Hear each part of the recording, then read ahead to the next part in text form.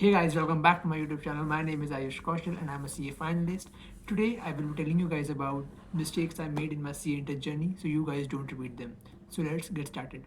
First and the foremost mistake I did in my CA Inter journey was not to start early enough because जब मुझे 8 months का एक month का मुझे तो 1 ईयर का स्टडी पीरियड मिला था, मैंने first few months over think किया बहुत ज़्यादा मतलब मैं बिल्कुल मतलब पढ़ाई नहीं करता था। मैं लेक्चर्स देख रहा था, दिन में एक लेक्चर या दो लेक्चर ऐसे ही करके देखता था और ये पता नहीं चला कब टाइम धीरे धीरे करके निकलता गया और कब नवंबर आ गया।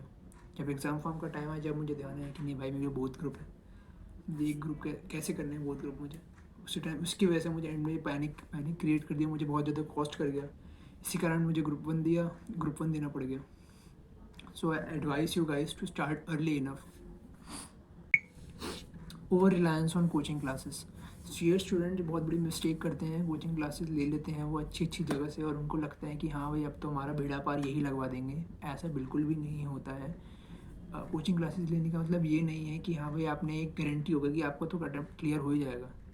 ऐसा बिल्कुल नहीं होता है। मेरा बहुत सारे फ्रेंड्स हैं जिन्होंने अच्छी जगह प्रेस्टीजियस कोचिंग क्लासेस ली हैं अच्छे अच्छे पैसों में, उनका क्लियर एक बारी में नहीं हुआ है, उनको अटेम्प्ट पर अटेम्प्ट लग रहे हैं। तो आपको यही कहूँगा कि self study is much important in this course. मतलब 80% सेल्फ स्टडी है और 20% कोचिंग क्लासेस है। ये कोचिंग क्लासेस आपको एक सिर्फ राइट गाइडेंस प्रोवाइड करती हैं और सब्जेक्ट को समझने में आपकी मदद करती हैं। बाकी जो मेन आपका जो एफर्ट और हार्डवर्क होना चाहिए वो सेल्फ स्टडी की जगह होना चाहिए, सेल्फ स्टडी के ऊपर होना चाहिए, क्योंकि सेल्फ स्टडी बहुत इंपॉर्टेंट फैक्टर प्ले करती है अपनी सी ए स्टडी में। So advise you guys to self study and not rely on coaching classes. Mistake as a C A student बहुत सारे लोग करते हैं, मैंने भी करी थी mistake, not solving R T Ps M T Ps and P Y Qs और ऐसे material also. R T Ps M T Ps एक बहुत अच्छी चीज़ है जो हमारे इंस्टीट्यूट ने निकाली है हमारे लिए प्रैक्टिस करने के लिए, और हम see majority of the C A student उसी चीज़ को इग्नोर करते हैं, जो हमें बिल्कुल भी नहीं करना चाहिए। बिकॉज बहुत बार ऐसा होता है कि जो पेपर 80% या 80 नहीं 50% भी मान लो आप, 50 से 60% paper R T Ps M T Ps से ही उठ के आता है। ये मैंने अपने सितंबर अटेम्प्ट में भी एक्सपीरियंस किया कि मेरे इनकम टैक्स के क्वेश्चंस दो से तीन क्वेश्चन पिछले ईयर के आर टी पी से सीधे सीधे उठ के आ गए। और अब एम टी पीज़ एक मतलब बहुत अच्छी चीज़ है जो इंस्टीट्यूट ने हमारे लिए निकाली है, हमें उसका पूरा फ़ायदा उठाना चाहिए और उसको अच्छे से सॉल्व करना चाहिए। Because at the end practice ही मैटर करती है सी एग्ज़ाम्स में। So I advise you guys to do not make this mistake of not solving R T Ps M T Ps and P Y Qs. Always score it, always practice at least 4 to 5 MTPs, 4 to 5 MTPs, at least 2 RTPs, and at least 2 years PFIQs, because I think that's enough to clear an exam, to clear the inter exam. और आपकी बाकी इच्छा, अगर आप ज़्यादा करना चाहें ज़्यादा कर सकते हैं, बाकी आपके कैपेबिलिटीज़ पर डिपेंड करता है वो कि आप कितने करना चाहें, क्या है आपके ऊपर। So I advise you guys to solve these exams, PYQs RTPs MTPs। So मेरे नेक्स्ट जो है मिस्टेक जो मैंने भी करी है, पुअर रिवीजन स्ट्रैटेजीज। सारे सी ए स्टूडेंट्स क्लासेस तो ले लेते हैं लेकिन उनको ये नहीं पता है कि उनके साथ साथ रिवीजन भी करते रहना चाहिए।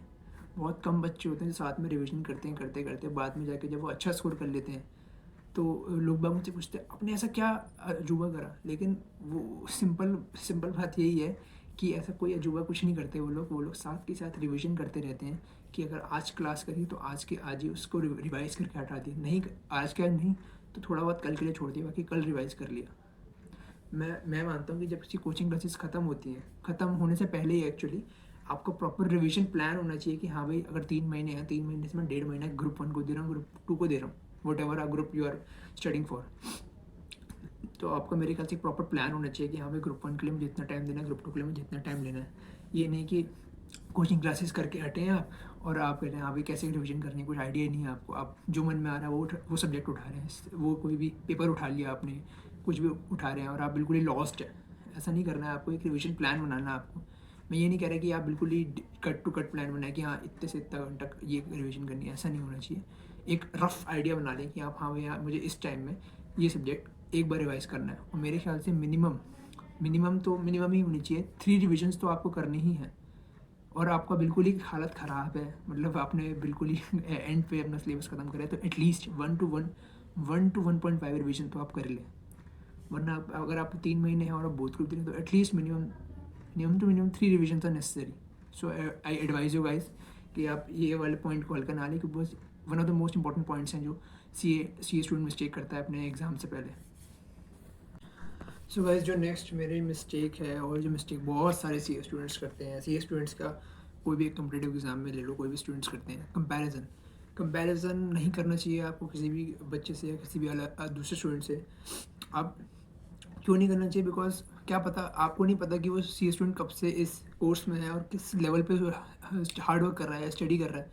आप अपने लेवल पे, अपने पेस पे हार्ड वर्क स्टडी कर रहे हो और वो अपने पेस पे कर रहा है. कंपैरिजन कभी भी नहीं करना चाहिए किसी को, कोई भी स्टूडेंट से. सो मैं आपको यही एडवाइस करूँगा, never compare yourself with others, because comparison is the killer of happiness. So I advise you guys to not compare yourself with others. जो नेक्स्ट मिस्टेक है बहुत सारे सी स्टूडेंट्स करते हैं कि वो ऑफलाइन क्लासेस ले लेते हैं रादर देन ऑनलाइन क्लासेस. क्यों?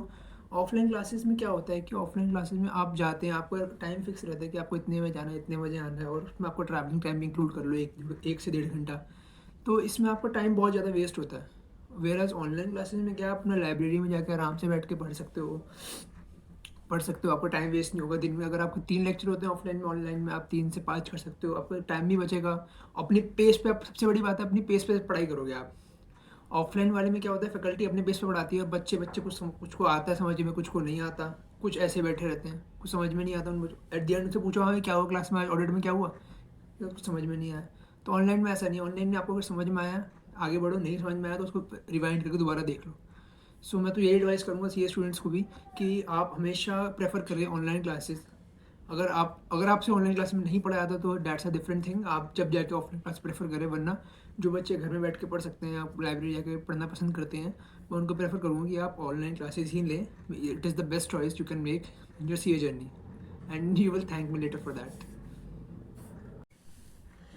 आई hope you guys like my video. So please इस वीडियो को लाइक करें, शेयर करें, सब्सक्राइब करें और कमेंट करें. अपना मुझे ओपिनियन बताएं इस वीडियो में कि मैं क्या इस वीडियो में बेहतर कर सकता था और मैं कर सकता हूँ. और अपना ओपिनियन भी दें और मुझे एडवाइस भी करें कि हाँ भैया आप नेक्स्ट वीडियो में इस टॉपिक पे वीडियो बनाना. तो मैं कोशिश करूँगा कि मैं उसी टॉपिक पे वीडियो बनाऊँ. और इस वीडियो को हर अपने सी A student, C A aspirant जो सी ए कर रहा है, सी ए करने वाला है, सी ए कर चुका है, उस तक पहुँचाएँ. तो guys thank you for watching this video. Bye bye.